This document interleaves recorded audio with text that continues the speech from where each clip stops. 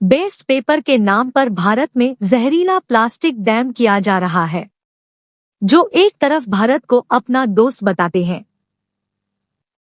और दूसरी तरफ ऐसा कुछ लोगों को अपने यहाँ पे रहने देते हैं, जो भारत के लिए काफी बड़ा खतरा है।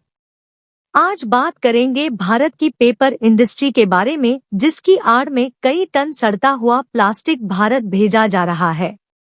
और कमाल की बात यह है कि इस पर किसी भी तरह की कोई रोक-टोक नहीं है। यह देश है यूनाइटेड स्टेट्स और कनाडा, जिनका छोड़ा हुआ कचरा भारत में पॉल्यूशन फैला रहा है। आपको बता दें कि भारत में हर साल करीबन 16 मिलियन टन पेपर का इस्तेमाल होता है, लेकिन इसमें से केवल 30 से 35 पेपर को ही रिसाइकल किया जाता है। कुल मिलाकर दुनिया भर में 70 से ज्यादा ऐसे देश हैं जो भारत में आज पेपर की डंपिंग करते हैं। एक तरफ से देखा जाए तो पेपर इंडस्ट्री के लिए एकदम सही है, क्योंकि भारत खुद एक काफी बड़ा कागज का एक्सपोर्ट है और करीबन 4 बिलियन US$ का कागज भारत से एक्सपोर्ट किया जाता है। अब इतनी बड़ी एक्सपोर्ट इंडस्ट्री को सपोर्ट करने के लिए इतनी बड़ी मात्रा में पेड़ नहीं काटे जा सकते हैं। इसलिए बेस्ट पेपर दुनिया भर से भारत में इंपोर्ट किया जाता है और फिर यहां से रिसाइकल करके एक अच्छा खासा फॉरेन रेवेन्यू भारत या पाता है। पर कुछ चालाक देश अब इसका गलत फायदा उठा रहे हैं और अपने यहाँ का सड़ता हुआ कचरा इस बेस्ट पेपर से मिलाकर भारत भेजा जा रहा है। टाइम्स ऑफ इंडिया के इस आर्टिकल के मुताबिक यूज प्लास्टिक की कई टन क्वांटिटी इस बेस्ट पेपर में मिलकर भारत को शिप कर दिया जाता है और इसकी वजह से दो काफी बड़े नुकसान भारत को झेलना पड़ रहे हैं। पहले है बेस्ट पेपर की प्रोसेसिंग। कास्ट प्लास्टिक के मिले होने की वजह से पेपर को अलग करने में ज्यादा समय और पैसा बर्बाद हो जाता है।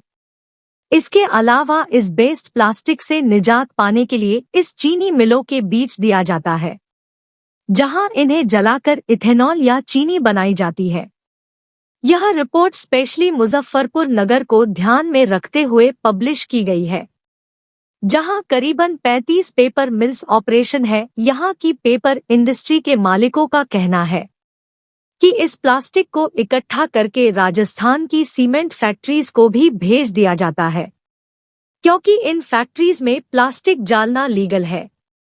दिक्कत यह है कि भारत में आ रहे बेस्ट पेपर की शिपमेंट्स की प्रॉपर स्क्रीनिंग नहीं की जाती, जिसकी वजह से कंटेंटेड शिपमेंट्स भारत इंटर कर जाती है। 2017 में चीन ने बेस्ट प्लास्टिक के इंपोर्ट पे पूरी तरह से बैन लगा दिया था।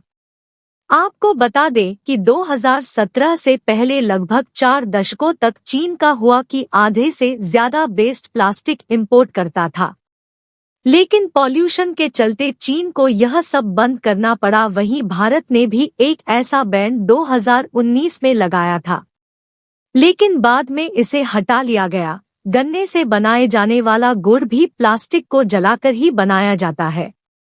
ऐसी फैक्ट्रीज में प्लास्टिक जालना गैर कानूनी है, लेकिन कोयला और लकड़ी जलाने से गुड़ की प्रोडक्शन कॉस्ट बढ़ जाती है।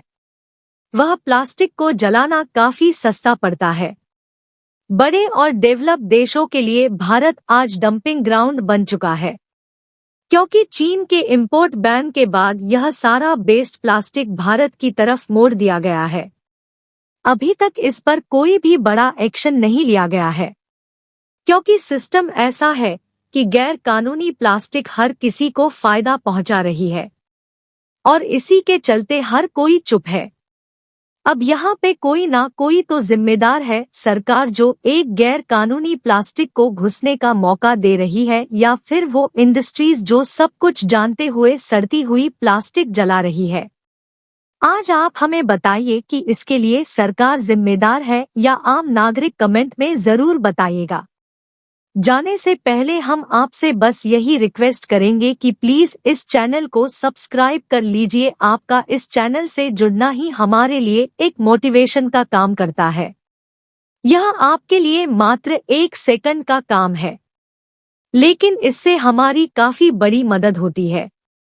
जय हिंद जय भारत।